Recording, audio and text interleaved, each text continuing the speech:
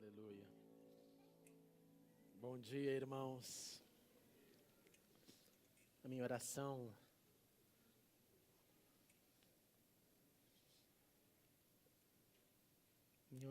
foi que o Senhor conserve essas crianças na sua casa.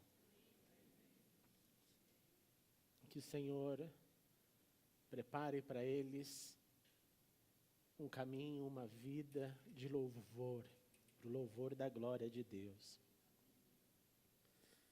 Que eles vivam com significado, que eles sejam todos discípulos do Senhor, que eles casem-se e sejam famílias verdadeiras. Que Deus prepare cada um para encontrar-se com a porção da terra e que eles sejam sal e luz na terra. Que seja essa a nossa oração pelas nossas crianças, oração pelos nossos pequeninos. Bendito seja Deus. Bom dia, meus irmãos. Quero convidá-lo a ficar em pé novamente, abrir sua Bíblia no Evangelho de João, capítulo 3, do verso 14 ao verso 18. Bem-vindo a todos que nos visitam. Nós estamos dando continuidade à nossa série de mensagens da Quaresma 2019. E hoje nós pensaremos, refletiremos sobre Jesus, Nicodemos e o novo nascimento. Evangelho de João 3, verso 14. Diz assim: da mesma forma como Moisés levantou a serpente no deserto, assim também é necessário que o Filho do Homem seja levantado, para que todo o que nele crer tenha a vida eterna. Porque Deus tanto amou o mundo que deu seu Filho unigênito, para que todo o que nele crer não pereça, mas tenha a vida eterna. Pois Deus enviou seu Filho ao mundo não para condenar o mundo, mas para que este fosse salvo por meio dele. Quem nele crê não é condenado, mas quem não crê já está condenado, por não crer no nome do Filho unigênito de Deus. Eu leio uma vez mais esse trecho. Quem nele crê não é condenado, mas quem não crê está condenado por não crer no nome do Filho unigênito de Deus. Oremos uma vez mais. Pai, muito obrigado por essa manhã de inspiração, de liberdade que temos de estar aqui na tua casa, para contemplar a sua face, louvar, termos comunhão, encontrarmos nossos amigos. Muito obrigado por tudo, Senhor. Continue conosco, para que possamos honrar esta possibilidade que o Senhor nos dá. Da mesma forma, Senhor, continue com as nossas crianças lá durante a sua aula. Abençoe os professores e que sim, Senhor, que a tua palavra, boas notícias, frutifiquem no coração das nossas crianças, Pai. E agora abra o nosso entendimento, a nossa atenção, para ouvirmos a tua voz ainda mais, em nome de Jesus. Amém e amém. Podemos assentar, meus irmãos. Depois de mais uma vitória no percurso da saga vivida pelos israelitas rumo à terra prometida, o povo manifestou aquilo que todos nós, como seres humanos, manifestamos quando nós não temos o poder sobre uma circunstância. E o que manifestamos quando não temos poder sobre uma circunstância ou situação é a impaciência. O povo ficou impaciente no caminho. O povo que viu grandes milagres de Deus, o povo que estava a caminho do seu grande sonho, o povo que já vivia a liberdade, ficou impaciente. E pela sua impaciência, o povo tem duas atitudes terríveis. E a primeira foi, eles começaram a falar contra Deus. E a segunda, a falarem contra Moisés. E dentro da sua fala estava aqui contido o tipo de questionamento que dizia: por que vocês nos tiraram do Egito para morrermos no deserto? Olha, não há pão, não há água e nós detestamos esta comida miserável. A impaciência levou o povo a brigar com Deus, brigar com a sua liderança sobre o pão que caía do céu, sobre a liberdade, sobre não serem mais escravos como haviam sido por 400 anos. Deus dava o pão, Deus dava a água, e o povo tinha coragem de dizer: nós detestamos esta comida miserável. Nós assim também fazemos. Não chegue nessa hora e fale: uau, que palavras terríveis. Não, eu e você fazemos igualzinho. Deus nos coloca em circunstâncias e situações onde nós não temos o controle delas e nós ficamos impacientes. E fazemos da mesma forma: que comida miserável é essa que Deus está me dando? Que momento terrível que eu estou vivendo. Por que aconteceu isso? Estava melhor quando eu era preso. Estava melhor naquela outra situação, naquele outro momento, naquela outra estação. O povo vivia a chance de entender que o que era e o que é depender de Deus na sua rotina. Depender de Deus como aquilo que Jesus depois nos ensinou. Olha, o pão nosso de cada dia nos dá hoje, significando é Ele quem nos dá o pão da vida. Porque se Ele coloca a pequena mão na tua saúde, no seu corpo, não há médico que faça você levantar e voltar para o trabalho para ter o pão nosso de cada dia. É Ele que cuida de tudo. E essa dependência dele nos faz sentir extremamente vulneráveis, pois nós nos tornamos submissos ao invés de soberanos, e o que nós gostamos de ser são seres soberanos, seres que têm controle de tudo, e que nenhuma circunstância tira o meu controle e a minha soberania sobre a minha vida. E essa dependência, lá para Israel, no quesito subsistência, de pão, de água, de vida, de itinerário, para onde vamos, para onde iremos, quando atingiremos a terra prometida, foi o cenário primeiro, o modelo que Deus deu para que um povo vivesse na pele, para que esse povo se tornasse um modelo. Modelo para que entendamos, primeiramente, como é errar quando não acreditamos, quando não dependemos, e como são os resultados da vitória, da obediência, quando eu realmente dependo de Deus. Viver na dependência do Senhor, primeiramente, é entender que nós não temos todo o poder para arrumar tudo o que gostaríamos na hora em que eu desejo. É aquele ditado piada: quer fazer Deus dar risadas, faça planos. Viver na dependência do Senhor é aprender a andar em grupo, e no grupo aprendermos e permanecermos juntos, um dando força para o outro, quando esse outro perdeu todo o controle, percebeu que perdeu todo o controle e precisa de um ombro amigo para ajudar na caminhada, para encarar o incerto. Naquele momento histórico, a impaciência venceu, a murmuração foi manifestada, esses ataques foram expressados. E qual foi o resultado disso? Bom, se você começar a pegar por esse texto e ir buscando na Bíblia os acontecimentos dessa murmuração, você vai chegar lá no Antigo Testamento e vai descobrir que o resultado foi o seguinte: o Senhor enviou serpentes venenosas que morderam o povo e muitos morreram. O Senhor teve que tocar na saúde. O Senhor toca em algumas áreas que daí nós ficamos bonzinhos rapidamente. Parece que são assim verdadeiros antídotos. Você acorda. Tragédias fazem nos acordar. Dramas, erros, falhas, doenças. Tudo isso faz nos ficar mais sensíveis. E aí o povo vai a Moisés e diz: entendemos. Nós pecamos quando falamos contra Deus. Nós pecamos quando reclamamos daquilo que Deus nos dava. Nós pecamos quando falávamos contra você.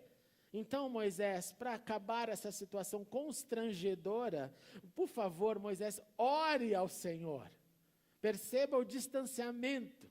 O pecado tinha distanciado tanto o povo de Deus que eles não se sentiram capazes de dizer: Senhor, me perdoe, foi errado o que a gente fez. Não, nós não conseguimos nem chegar diante de Deus para pedir essa remissão dos pecados. Ore pedindo ao Senhor, Moisés, que tire as serpentes no nosso meio. E Moisés orou pelo povo e o Senhor disse para Moisés: ok, Moisés, faça então uma serpente. coloque no alto de um poste, e quem for mordido e olhar para essa serpente, ele viverá. Moisés automaticamente então faz uma serpente de bronze, coloca num poste bem alto, e quando alguém era mordido por aquela serpente, por aquelas serpentes, e olhava para a serpente de bronze, que era o antídoto que Deus havia provocado para aquele povo, este permanecia vivo.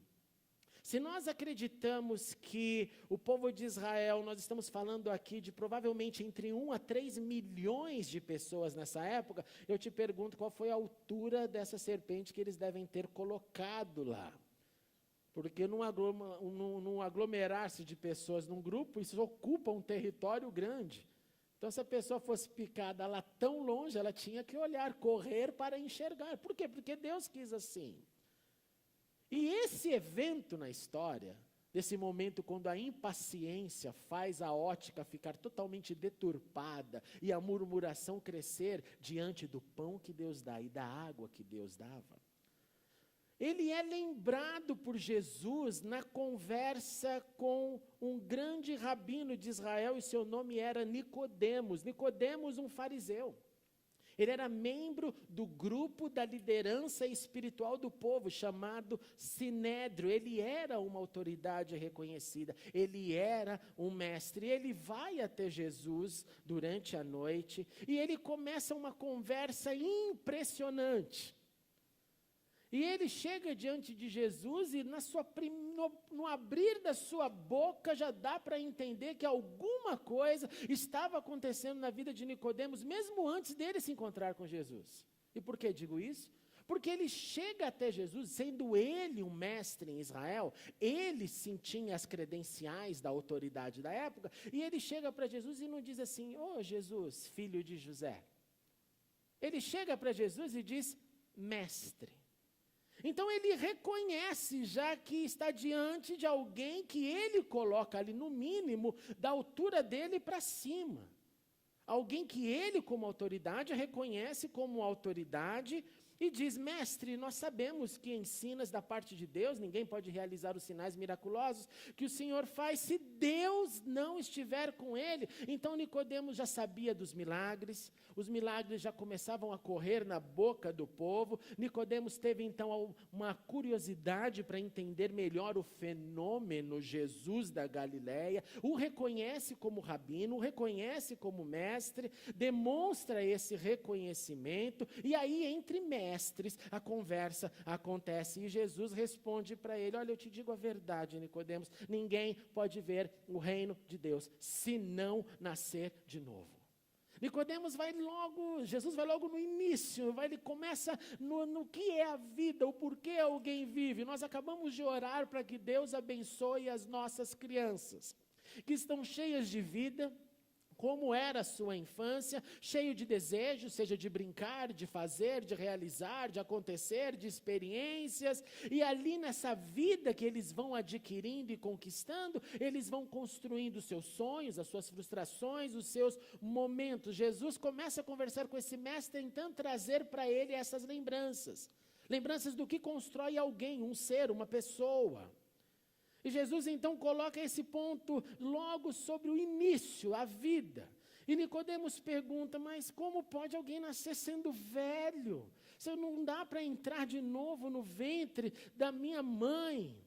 E é daqui dessa conversa que começa e que entra no nosso vocabulário de cristãos o termo novo nascimento, ou cristãos nascidos de novo. Vem com essa perspectiva, então, de que se tem que haver um novo nascimento, um velho tem que morrer. Se tem que haver uma coisa nova, o que era velho tem que parar de existir. E aqui é claro que me refiro ao velho nocivo, porque o velho positivo, ele continua nas nossas vidas. O que você traz da infância positivo, continua a tua vida inteira. O que é negativo, você reprime, coloca em algum lugar ali na sua mente. E Jesus então olha para ele: "Sim, olha, eu te digo a verdade, ninguém pode entrar no reino de Deus se não nascer na água e do Espírito". A nossa leitura é que Jesus já estava indicando e incluindo aqui nessa conversa, olha, o tema sim é novo nascimento, não se volta para o ventre da mãe, isso é impossível, mas existe um lugar que também tem água, como tinha ali no ventre da sua mãe, e esse é o lugar do batismo.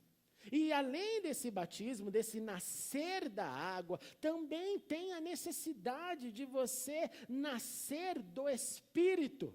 Jesus, então, deixando claro aqui já a presença do batismo nas águas e a presença do batismo com o Espírito Santo.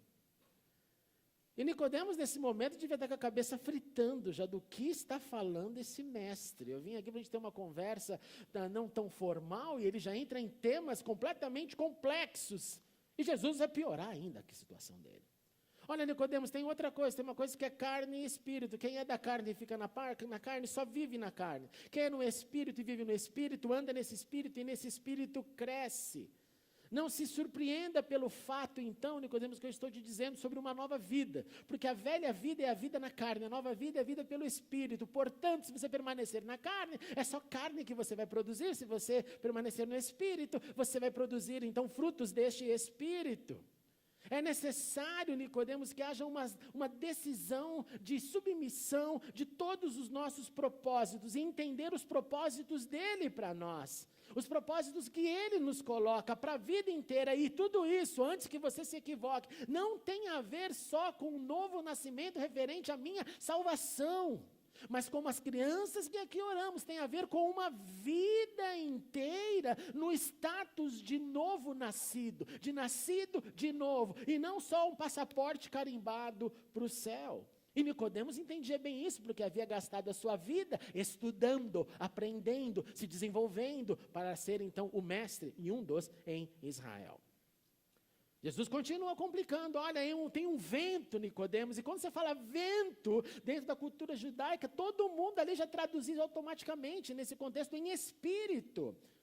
Porque a palavra espírito significa primordialmente vento, ar em movimento. O vento, o ruach, o espírito, o pneuma, sopra onde quer, você escuta, não pode dizer de onde vem, mas para onde vai, como o vento, como o ar, como o oxigênio que temos aqui. Olha, Nicodemos, quem não é da carne é do espírito, assim vive, assim nasce, assim acontece. Aí Nicodemos nessa hora joga a toalha no chão e fala assim, como que pode ser isso?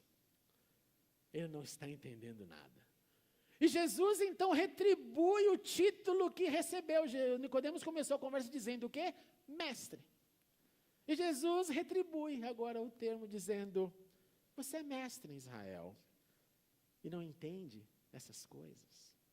Perceba, Nicodemos, então, para a nossa conversa continuar num padrão de construção, entenda que há limitações. Você não é soberano sobre todas as circunstâncias. Vamos começar por aqui. Saia de trás do seu título de mestre, membro do Sinédrio, autoridade conhecida. Reconheça que você é limitado, que você é terreno.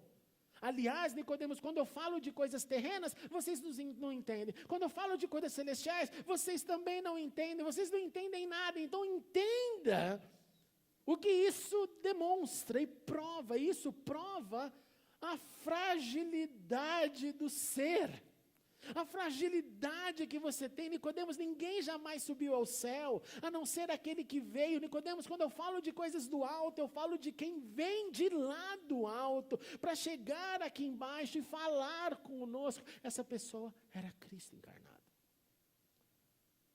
Nessa narrativa linda, nesse momento é que aparece o trecho que lemos.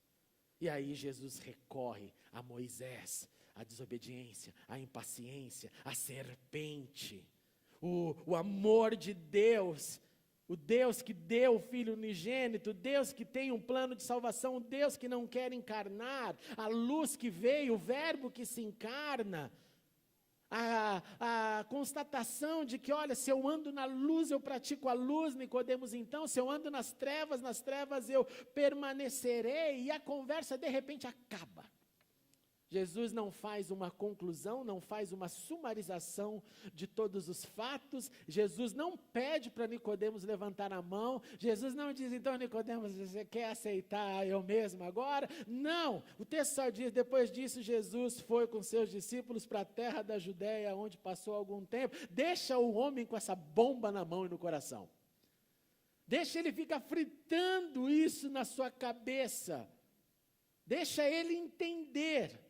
Lá do Antigo Testamento ao Novo, porque se a reação dos seres humanos diante das suas impaciências não for algo legítimo que promova uma atitude de dentro para fora, do ser humano para a vida dele mesmo, não adianta momento emocional. Não adianta na hora os discípulos começarem a cantar uma musiquinha de fundo, a capela, vai Nicodemos, vai, se encontra, não adianta. Então a pergunta que resta é o que acontece com ele, já que Jesus fala tchau, acabou a conversa, a aula, a entrevista. A próxima narrativa nos responde essa pergunta, está lá em João capítulo 7. Porque Jesus está ensinando no templo, era a festa dos tabernáculos, e as autoridades de Israel começam a ficar irritadas, porque se Jesus está falando, e as pessoas estão ouvindo a sua voz, e eles mandam então guardas para prender Jesus. E os guardas vão até ele. Quando chegam para prender Jesus, Jesus está no meio de uma fala. Eu queria tanto, se tiver replay no céu, essa é uma das cenas. Eu tenho muitas que eu gostaria de pedir o replay, mas essa eu queria ver também. Porque os guardas ouvem Jesus falar, aquele que tinha a missão de prender, e eles falam, a gente não consegue. A gente não consegue prendê-lo porque ninguém jamais falou as palavras que esse cara fala. Eu não consigo, e eles voltam para o templo e dizem, desculpa, mas não dá para prender alguém que fala desse jeito. Isso é um ótimo ensino também para a gente, né? É uma palavra tão cheia de poder, tão cheia de Deus, que quebra a violência, a agressão. É uma palavra tão inspirada, é uma palavra que vem tão molhada pelo óleo do Espírito, que o agressor fica sem ação e sem palavras. Você sabe como chama o contrário disso? É quando eu reajo com a palavra errada diante da palavra péssima que me foi dita. Jesus está ensinando o tempo inteiro. E aí, então, diante desse relato, não conseguimos prender, a briga começa a acontecer, e a Bíblia nos mostra uma vez mais quem? Nicodemos.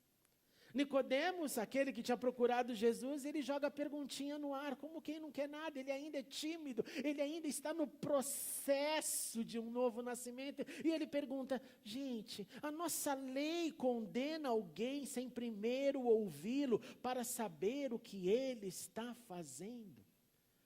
Nicodemos começa a colocar ali a sua nova crença, o seu novo status, e eles respondem, Nicodemos, você também é da Galileia, você é desse time? Nicodemos, olhe para as profecias e descubra que na Galileia não surge profeta, porque eles não sabiam que Jesus, apesar de ser chamado o Nazareno, de Nazaré, da Galileia, do norte de Israel, havia nascido na casa do pão, chamado Beit-Lehem, Belém. E Nicodemos está quietinho, só jogando palavras, tentando mostrar que há ali nele um coração que começa a se conectar com Deus. Mas o texto também termina sem muitas palavras, diz, então cada um foi para a sua casa. Cadê o Nicodemos? E aí você tem que ir para uma última narrativa, para depois da crucificação de Jesus, da paixão, do sofrimento, da tortura, do corpo crucificado. Vem um homem até Pilatos, seu nome era José de Arimateia, amigo de Nicodemos, um outro membro do mesmo sinédrio, do mesmo grupo de liderança, e pede para Pilatos o corpo esmagado de Jesus. A Bíblia nos diz que esse José era discípulo de Jesus, mas o era secretamente, ele não tinha coragem ainda de dizer. Por quê? Porque se ele dissesse isso naquele momento, ele seria o próximo ali naquela cruz, com certeza. E ele vai e pede para Pilatos, dê-me o corpo, deixa eu sepultar esse corpo. E João nos revela que ele estava acompanhado de Nicodemos. aquele que tinha visitado Jesus à noite. E Nicodemos é o que diz o texto. Nicodemos é o que leva cerca de 34 quilos de uma mistura de mirra e aloés. E Nicodemos usa aqui uma quantidade dessas especiarias, desse produto que era o mesmo que seria usado para a realeza.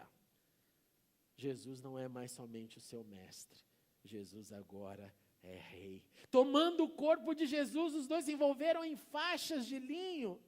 Gente, para um pouco e imagina o que deve ter sido para um ser humano pegar um corpo de um outro, depois de toda a tortura que Jesus sofreu na cruz, arrancar os cravos, preparar o corpo, preparar um corpo limpo, já é terrível. Preparar um corpo ensanguentado, ali destruído, deve ter sido uma experiência que só para esses dois homens mesmos. Mas uma experiência que mexeu com eles, que marcou a vida do conquistador das pessoas. Significado do nome de Nicodemos. O conquistador das pessoas estava agora diante do conquistador da vida eterna. E o conquistador da vida eterna, que falou para ele que ele precisava nascer de novo, fala agora mudo, fala agora através do corpo sofrido, do sangue pisado. Mostra para ele a ação do amor e não a teoria do amor. O corpo abatido termina a missão de mostrar para ele que o rei de amor venceu com amor.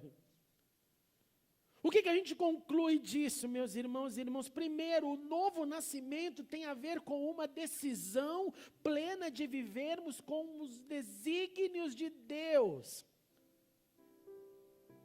Não podendo no nosso novo nascimento deixar a impaciência falar mais alto e tomar o rumo e o controle da nossa vida.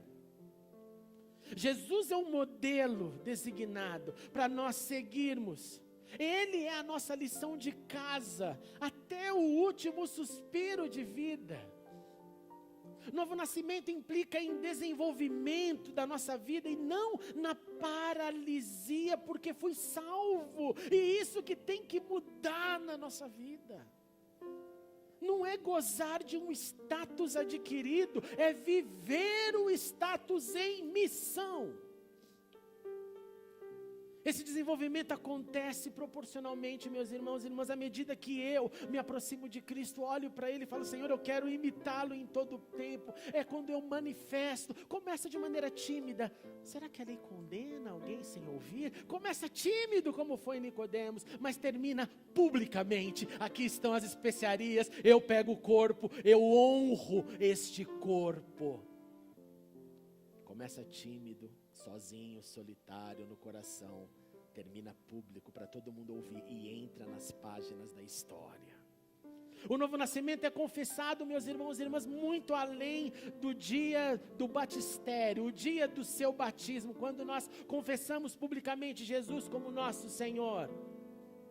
É uma continuidade, eu vou aprendendo mais, melhorando mais, e vai ficando cada vez mais claro na minha existência que aquele velho homem que domina, ele fica longe, enterrado, cada vez mais profundo nas águas que simbolizam o batismo. O novo nascimento vivo, ativo, é aquele que influencia o mal a se transformar em bem, é aquele que faz eu viver vencendo o mal com o bem. O novo nascimento não foi somente um assunto entre Nicodemos e o Senhor Jesus. Ele é o nosso status, o nosso privilégio, a nossa jornada, e eu preciso ser encorajado a renascer todos os dias, meus irmãos. Porque senão eu volto a querer ser aquilo que eu acho que devo. E aquilo que eu acho que devo termina dizendo assim: que pão miserável é esse que o Senhor está me dando? Que inferno ter que pedir água para Deus. Que desgraça depender de Deus. Eu quero controlar e ser soberano. Eu quero determinar. E aí sim eu adiciono Deus como um acessório na minha vida. Ele quer falar no seu coração. Ele quer te ajudar a perpetuar obediência ao invés de desobediência. Ele nos chama nessa manhã para dizermos: Senhor, não importa as circunstâncias, eu quero viver como um novo nascido, eu quero viver com as marcas de Cristo. Então eu te pergunto com muito amor, como anda a sua nova vida em Cristo? Eu não estou te perguntando como anda a sua salvação, eu estou te perguntando como anda a sua vida em Cristo. Como anda a novidade de vida que Ele nos prometeu? Está desafiador, está vibrante? Como anda esse momento? Ele tem aflorado mais reclamações? Como anda o seu encarar das aflições, quando Deus fala e dói para obedecer, ou quando Ele se cala? Quando Ele fala e nós lembramos do que Ele falou, e aí eu tenho uma resposta positiva, isso é bom, mas às vezes Ele nada fala. Ele no silêncio permanece, mas ali também Ele está fazendo algo renascer em nós, ou algo nascer pela primeira vez, como a paciência dada por Ele, como a fé dada por Ele, e como nós enterrarmos bem fundo todas as nossas impaciências diante da vida. O convite que eu realmente acredito que Ele tenha para nós hoje é o mesmo daqueles da conversa, é o mesmo convite do exemplo de Jesus, daqueles que foram picados pelas cobras e morreriam, olhemos para o alto, olhemos para Ele, e Ele no seu amor vai dizer uma vez mais: seja sarado pelo meu amor, seja sarado pela confiança, seja sarada pela vida que eu tenho. Que seja assim, meus irmãos. Vamos ficar em pé e orar.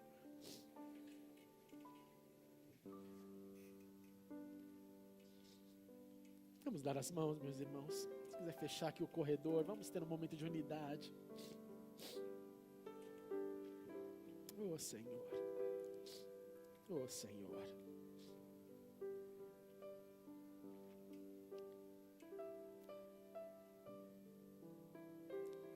Oh Senhor, olhe para o teu interior agora.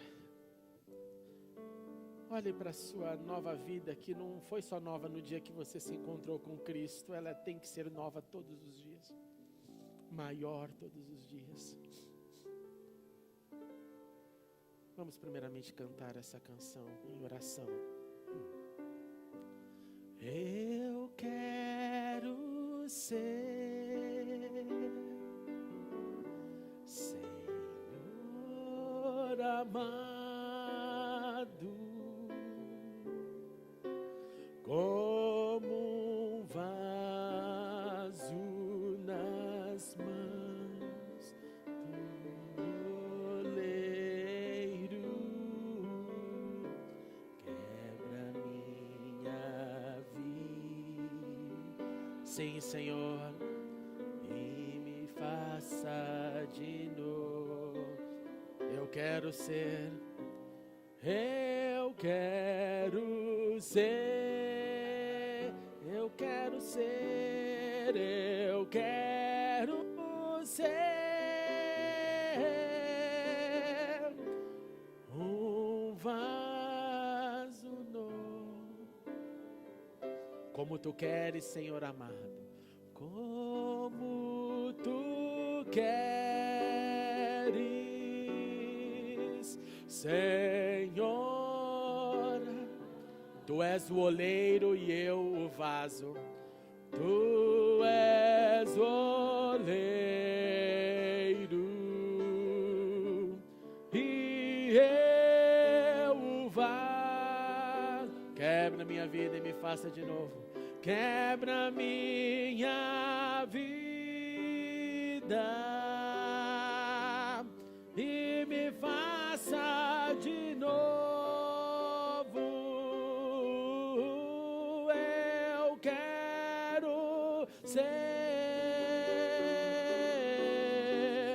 Eu quero ser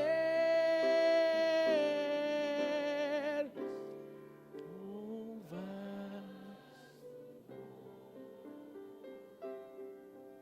Sim, Senhor, nós queremos viver o novo nascimento a cada dia. Nós queremos viver a novidade de vida a cada novo dia. Nós queremos, Senhor, encarar os nossos dramas que querem ressuscitar ou que querem permanecer conosco. E, Senhor, tirarmos, rejeitarmos eles das nossas vidas e vivermos, sim, a vida que Cristo tem para nós. Uma vida que não seja dominada pela impaciência diante das circunstâncias. Impaciência que murmura, impaciência que ataca a Deus e aos homens. Oh Deus, remova isso de nós, que possamos entender que nesse processo, dessa nova vida, nós somos sim aperfeiçoados, tanto no dia bom quanto no dia mau, mas que em qualquer um dos dias, que possamos depender de Ti, viver pela fé, entendendo que o Senhor cuidará de nós. O Senhor cuidará do nosso presente, o Senhor cuidará do nosso futuro, o Senhor cuidará de todos os nossos dias, o Senhor cuidará da nossa eternidade. Em nome de Jesus, Deus, ajuda-nos a nos livrar da impaciência que não permite novas atitudes nascerem. Ajuda-nos, Deus, assim, a vencendo a nossa carne, que vivamos pelo Espírito, sendo guiados e levados aonde quer que o vento venha soprar. Que seja assim na nossa existência, na nossa vida, em nome de Jesus, que oramos e aplaudimos. Aleluia!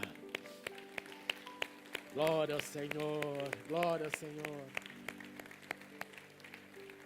Dê o seu amor ao seu irmão e sua irmã que está do seu lado e diga: vençamos a impaciência. Vivamos